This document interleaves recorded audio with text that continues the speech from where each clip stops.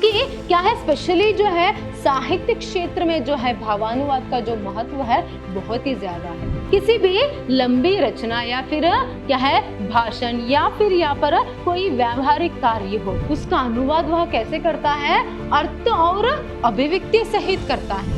मगर उसका रूपांतरण यहाँ पर जो किया था किसमें, नाटक के रूप में वो जो है यहाँ पर बहुत ही प्रसिद्धि जो है उसने पाया है।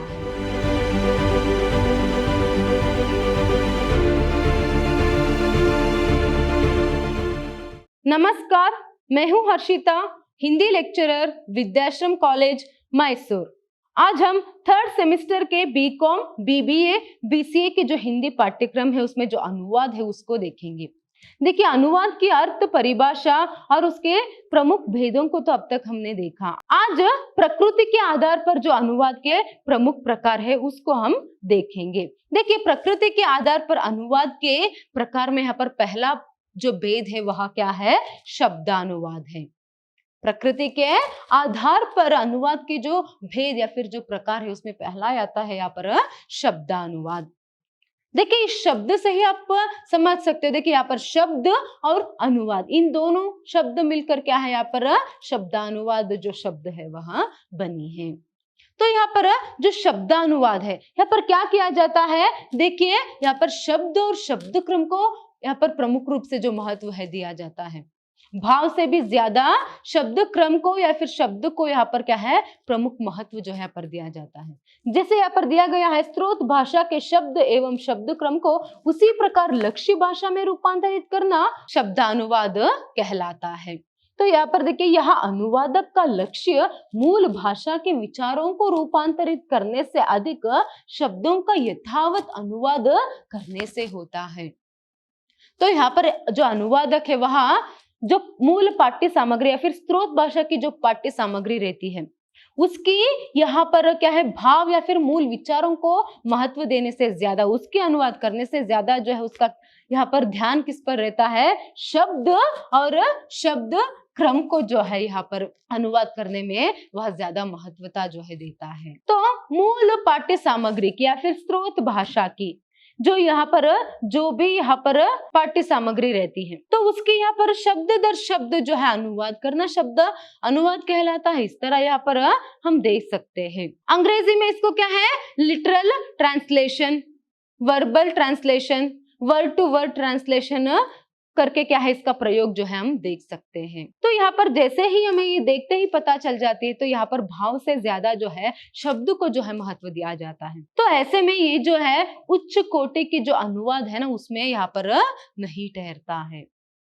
क्यों? क्योंकि हर एक भाषा की, एक भाषा से दूसरी भाषा में यहाँ पर हम अनुवाद करते हैं ना, तो ऐसे में हर एक भाषा की जो यहाँ पर वाक्य रचना या फिर जो इकाई है वह क्या रहती है, यहाँ पर अलग अलग रहती है। तो ऐसे में क्या है, हम ऐसे के तैसे या फिर शब्द दर शब्द जो है यहाँ पर अनुवाद कर नहीं सकते। वह क्या है, उच्च कोटि के अनुवाद यहाँ पर नहीं कहलाएगी। तो यहाँ पर भी देखिए शब्द क्रमग्राही या फिर शब्दग्राही, सम्यग्राही अनुवाद करके यहाँ पर हम इसमें देख सकते हैं। शब्द क्रमग्राही मतलब क्या है, यहाँ पर शब्द क्रम की रक्षा करते हैं, जैसे कि तैसे क्या है यहाँ पर अनुवाद करना। शब्दग्राही में क्या है, हर एक शब्द का जो यहाँ पर अनुवाद जो है वहां पर करते जाते हैं। तो ऐसे में यहाँ पर आप देखिए एक दो उदाहरण यहाँ पर हम लेंगे। तो उदाहरण के लिए क्या है, पानी पानी हो गया, वहां पानी पानी हो गया करके यहाँ पर हम हिंदी में एक वाक्य लेंगे तो उसका यहाँ पर क्या है, शब्द क्रम ग्राही रूप से यहाँ पर या फिर शाब्दिक अनुवाद यहाँ पर हम करेंगे तो किस तरह होता है, ही बिकम वाटर वाटर करके। क्या ये सही रहता है? क्या ये अनुवाद का सही रूप होगा? नहीं। तो यहाँ पर कैसे कहना है, ही इज स्वेटिंग, यहाँ पर अगर हम कहेंगे तो वो उसका सही तरीके से जो अनुवाद है, सही रूप जो है होती है। वही और एक उदाहरण यहाँ पर हम लेंगे, it is an interesting point. अगर इसको यहाँ पर हम देखेंगे तो देखिए यहाँ पर इसका अगर हम शाब्दिक अनुवाद करेंगे तो किस तरह होगा, यहाँ एक रोचक बिंदु है, क्योंकि पॉइंट के लिए यहाँ पर क्या है, अगर उसका शाब्दिक अर्थ हम देखेंगे तो बिंदु ही है ना। पॉइंट का अगर हम शाब्दिक अर्थ हिंदी में देखेंगे तो बिंदु ही आता है, मगर क्या वो इस वाक्य में जो उसका अनुवाद हम करेंगे, उसका प्रयोग हम करेंगे तो वह सही रहेगा? नहीं। तो इस संदर्भ में हमें किस तरह पर अनुवाद करना है? यह एक रोचक बात है, यह एक रोचक बात है करके यहाँ पर हम अनुवाद करेंगे तो वह सही रूप जो है यहाँ पर ठहरता है। इसीलिए क्या है यहाँ पर शब्दानुवाद को जो है उच्च कोटि के अनुवाद के अंतर्गत नहीं रख सकते। तो आइए दूसरा यहाँ पर भेद है, वह है भावानुवाद। तो यहीं पर हमें पता चल जाते हैं कि क्या है भावानुवाद। इसी शब्द से हम एक अंदाजा जो है लगा सकते हैं। यहाँ पर क्या है? स्रोत भाषा की पाठ्य सामग्री की मूल भाव या फिर विचारों की संरक्षण करते हुए लक्ष्य भाषा में उसका रूपांतरण या फिर भाषांतरण करना या फिर उसका अनुवाद करना, यहाँ पर क्या कहलाता है? भावानुवाद जो है कहलाता है। देखिए यहाँ पर साहित्यिक कृतियों के संदर्भ में भावानुवाद का विशेष महत्व होता है। इस प्रकार के अनुवाद में मूल भाषा के भावों, विचारों एवं संदेशों के लक्ष्य भाषा में रूपांतरित किया जाता है। ऐसे संस्कृत साहित्य में लिखे गए कुछ ललित निबंधों के हिंदी अनुवाद बहुत ही सफल सिद्ध हुए हैं। देखिए जैसे अभी हमने यहाँ पर देखा कि क्या है, स्पेशली जो है साहित्यिक क्षेत्र में जो है भावानुवाद का जो महत्व है बहुत ही ज्यादा है। साहित्यिक क्षेत्र में स्पेशली भावानुवाद का जो महत्व है वह बहुत ही ज्यादा है, क्योंकि यहाँ पर जैसे अभी हमने देखा क्या है, यहाँ पर भाषा के भावों, विचारों एवं संदेशों की जो है मूल भाषा के भावों, विचारों एवं संदेशों की यहाँ पर लक्ष्य भाषा में अनुवाद किया जाता है। तो इसीलिए यह एक उच्च कोटि का जो अनुवाद है उसमें यहाँ पर आता है भावानुवाद। देखिए संस्कृत में जो यहाँ पर ललित निबंधों का जो अनुवाद जो है किया गया है संस्कृत का, वह बहुत ही यहाँ पर सफल सिद्ध जो है हुए हैं। क्यों यहाँ पर अनुवाद की आवश्यकता क्यों पड़ती है? ताकि समझ लीजिए कोई एक कहानी है या फिर कोई एक कविता है, उसके जो यहाँ पर भाव रहता है उसका आस्वादन करना है, उसके विचारों को यहाँ पर समझना है। अगर अनुवाद करके हम मूल भाव या फिर विचार को ही यहाँ पर समझ नहीं पाते तो क्या फायदा अनुवाद का, है ना। जैसे छोटी सी एक उदाहरण है ना, अभी एक कविता है, उस एक भाषा में वह कविता मूल भाषा में फिर स्रोत भाषा में उस कविता की जो रचना है की गई है, उसको अभी हम पढ़कर जो है यहाँ पर समझ नहीं पा रहे, उसे पढ़ भी नहीं सकते क्योंकि उस भाषा को हम जानते नहीं हैं। तो जब उसको जो है लक्ष्य भाषा में, मतलब जिस भाषा को हम जानते हैं उस भाषा में हम पढ़ेंगे तो उसका यहाँ पर जो अर्थ है हम समझेंगे, तभी वह सफल सिद्ध होगा ना। उसकी जो मूल भाव या फिर विचार जो है हमारे समझ में आती है, हम समझ पाएंगे, तभी जाके वो जो अनुवाद है वहां पर सफल सिद्ध होता है। इसीलिए तो ये जो भावानुवाद है वह उच्च कोटि के अनुवाद के अंतर्गत आते हैं। नेक्स्ट है छायानुवाद। देखिए छायानुवाद में पर क्या होता है, इसमें मूल पाठ की अर्थ छाया को ग्रहण कर अनुवाद किया जाता है। मूल पाठ की जो अर्थ छाया रहती है उसको ग्रहण करके यहाँ पर अनुवाद जो है किया जाता है। जैसे पर संस्कृत के नाटकों में लगातार ऐसे प्रयोग मिलते हैं कि उनकी पात्र तथा सेवक, दासी आदि जिस प्राकृत भाषा का प्रयोग करते हैं उसकी संस्कृत छाया भी नाटक में विद्यमान रहती है। ऐसे ही प्रयोगों से अनुवाद का उद्भव हुआ है। उदाहरण के लिए क्या है, एक अभिज्ञान शाकुंतला जो नाटक है उसको हम यहाँ पर देख सकते हैं। देखिए यहाँ पर छाया में जो मूल भाषा या फिर स्रोत भाषा की जो यहाँ पर अर्थ छाया हो रहती है ना, उसको यहाँ पर क्या है, उसका जो अनुवाद है यहाँ पर उसका अनुवाद यहाँ पर किया जाता है। तो ऐसे में संस्कृत नाटकों में ऐसे लगातार प्रयोग जो है होते हुए आ रहा है। जैसे समझ लीजिए कि क्या है, कोई एक नाटक है, उसमें जो कुछ पात्र जो रहते हैं नाटक के, वह क्या करते हैं यहाँ पर, वो तो प्राकृत भाषा में, समझ लीजिए संस्कृत भाषा की कोई एक नाटक है जिसके पात्र जो रहते हैं उसमें जो दास या फिर दासियां रहते हैं वह प्राकृत भाषा का वहां पर प्रयोग करते हैं। तो उसका जब हम अनुवाद करेंगे उस सामग्री की या फिर उस पाठ्य सामग्री की या फिर उस नाटक की जब हम अनुवाद करेंगे तब क्या होता है, वही जो यहाँ पर उसकी जो छाया है, मतलब जिस तरह यहाँ पर वो बोलते हैं उसी का ही यहाँ पर क्या है अनुवाद जो है वैसे ही रहता है, वैसे ही किया जाता है। दास और दासियां तो प्राकृत भाषा में बोलते हैं, उसकी जो संरक्षण है यहाँ पर अनुवाद में किया जाता है। तो उदाहरण के लिए अभिज्ञान शाकुंतला जो है यहाँ पर एक इसके लिए एक बहुत ही अच्छा उदाहरण है, हम यहाँ पर कह सकते हैं। यहाँ पर छाया के अर्थ छाया की जो संरक्षण है यहाँ पर किया जाता है। नेक्स्ट है सारा अनुवाद।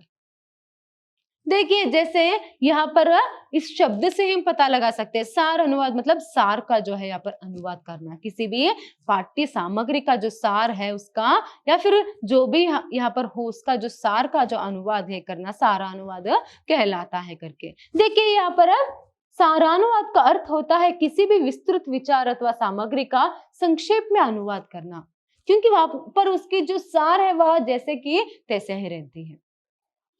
देखिए यहाँ पर सारानुवाद का अर्थ होता है किसी भी विस्तृत विचार अथवा संदेश का यहाँ पर क्या है उसको यहाँ पर संक्षिप्त में उसकी सार का जो है अनुवाद करना होता है। तो यहाँ पर लंबी रचना वो राजनीतिक भाषण आदि व्यवहारिक कार्य के अनुवाद के लिए सारानुवाद काफी उपयोगी सिद्ध होता है।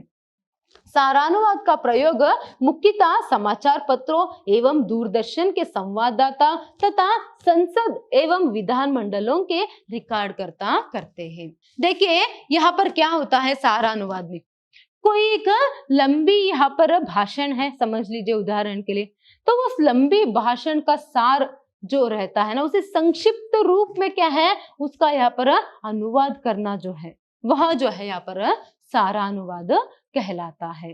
तो यहाँ पर क्या है किसी भी लंबी रचना, सिर्फ भाषण ही नहीं, किसी भी लंबी रचना या फिर क्या है भाषण या फिर यहाँ पर कोई व्यावहारिक कार्य हो, तो ऐसे में क्या है वहां पर क्या हुआ इसको पूरा जैसे कि तैसे बताने के बदले में, उसका अनुवाद करने के बदले में यहाँ पर सिर्फ उसका जो सार है, जो मुख्य बातें जो रहती है ना, सिर्फ उन्हीं का यहाँ पर क्या है अनुवाद जो है इसमें किया जाता है। प्रमुख रूप से देखिए समाचार पत्रों एवं दूरदर्शन के संवाददाता तथा संसद एवं विधान मंडलों के जो रिकॉर्ड करता है ना, इस तरह के सार अनुवाद जो है उसका प्रयोग जो है वह करते हैं। समझ लीजिए एक मंत्री ही क्या है, एक नेता ही यहाँ पर क्या करते हैं, एक भाषण देते हैं, तो यहाँ पर दूसरी भाषा में अगर उसको यहाँ पर कहना या फिर उसका जो अनुवाद करना है, तो यहाँ पर क्या होता है वो क्या भाषण किया उन्होंने, ऐसे पूरा जो है यहाँ पर जैसे कि तैसे करने से अनुवाद करने से बेहतर रहता है कि सिर्फ उन्होंने क्या किया उसको संक्षिप्त रूप में उसके जो सार बताना रहता है ना वह सारानुवाद कहलाता है। तो देखिए यहाँ पर समाचार पत्र, दूरदर्शन और जो संवाददाता सभी रहते हैं दूरदर्शन के, वो सभी क्या है इस तरह के जो प्रयोग है सारानुवाद का करते हैं। और उसके साथ साथ जो रिकॉर्ड करता विधान मंडलों में जो रिकॉर्ड करता रहते हैं, जो वहां पर क्या चल इस तरह का वहां रिकॉर्ड रखते हैं, तो वो इस तरह के सारानुवाद का जो प्रयोग है यहाँ पर करते हैं। नेक्स्ट है यहाँ पर व्याख्यानुवाद। देखिए व्याख्यानुवाद में क्या होता है यहाँ पर, इसमें अनुवादक मूल सामग्री के साथ साथ उसकी व्याख्या भी प्रस्तुत करता है। व्याख्यानुवाद में अनुवादक का व्यक्तित्व महत्वपूर्ण होता है। इसमें अनुवादक अपने अध्ययन और दृष्टिकोण के अनुरूप मूल भाषा की सामग्री की व्याख्या अपेक्षित प्रमाणों और उदाहरणों आदि के साथ करता है। लोकमान्य बाल गंगाधर तिलक ने गीता का अनुवाद इस शैली में किया है। तो यहाँ पर देखिए क्या है यहाँ पर व्याख्यानुवाद। व्याख्यानुवाद में अनुवादक जो रहता है वह सिर्फ अनुवाद ही नहीं करता है यहाँ पर, बल्कि जो भी यहाँ पर सामग्री रहता है ना, जो भी पाठ्य सामग्री रहता है ना, उसकी व्याख्या भी वह प्रस्तुत करता है, उसकी व्याख्या भी वह क्या है प्रस्तुत करता है। अनुवाद की जो ज्ञान है, उसकी जो अध्ययन है, उसके अनुरूप क्या है वह क्या करता है, जो भी यहाँ पर पाठ्य सामग्री का यहाँ पर वह क्या अनुवाद जो करता है उसमें क्या है यहाँ पर उसकी जो व्याख्या भी वहां पर वह प्रस्तुत करता है। वो भी कैसे उसकी व्याख्या वहां पर प्रस्तुत करता है, अपने पास जो यहाँ पर प्रमाण या फिर जो उदाहरण है ना, अपने पास जो एक प्रमाण जो रहता है उसका या फिर उदाहरण देते हुए उसकी जो व्याख्या है पाठ्य सामग्री का वह अनुवाद में प्रस्तुत करता है। तो उदाहरण के लिए यहाँ पर लोकमान्य बाल गंगाधर जी का जो यहाँ पर गीता है वो इसी शैली की है। मतलब बाल गंगाधर जी ने क्या है पर जो अनुवाद किया था गीता का, उसमें क्या है यहाँ पर सिर्फ अनुवाद ही नहीं करते, उसके साथ साथ क्या है उसके बारे में यहाँ पर व्याख्या भी जो है उसमें उन्होंने प्रस्तुत किया है। तो इसके लिए एक अच्छा सा उदाहरण हम यहाँ पर क्या है बाल गंगाधर जी का जो गीता यहाँ पर अनुवाद है वह जो है हम कह सकते हैं। नेक्स्ट है यहाँ पर आशु अनुवाद। देखिए यहाँ पर इसको वार्तानुवाद भी कहते हैं। आशु अनुवाद को क्या है यहाँ पर वार्तानुवाद भी कहते हैं। दो भिन्न भाषाओं, भावों एवं विचारों का तात्कालिक अनुवाद आशु अनुवाद कहलाता है। आजकल विभिन्न देश एक दूसरे के परस्पर समीप आ रहे हैं।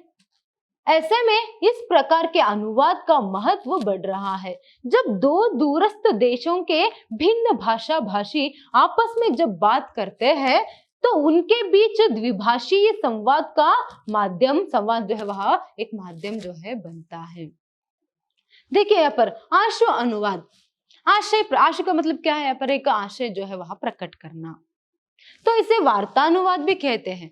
क्यों? क्योंकि दो भिन्न भाषा भाषी या फिर दो भिन्न भावों या फिर विचारों को तात्कालिक रूप से जो अनुवाद करना होता है ना, वही क्या है यहाँ पर आशु अनुवाद जो है कहलाती है। जैसे यहाँ पर देखिए आजकल वैसे भी क्या है अंतरराष्ट्रीय संबंध जो है वह दिन ब दिन बढ़ते जा रहे हैं। अंतरराष्ट्रीय संबंध दिन ब दिन क्या है उसकी संख्या आजकल बढ़ती ही जा रही है।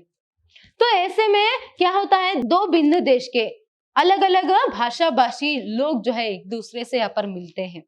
तो उस संदर्भ में क्या होता है एक देश के जो व्यक्ति है दूसरे देश की भाषा नहीं जानता, तो दूसरे देश के जो व्यक्ति है और यहाँ पर एक देश की जो भाषा है वह नहीं जानता है।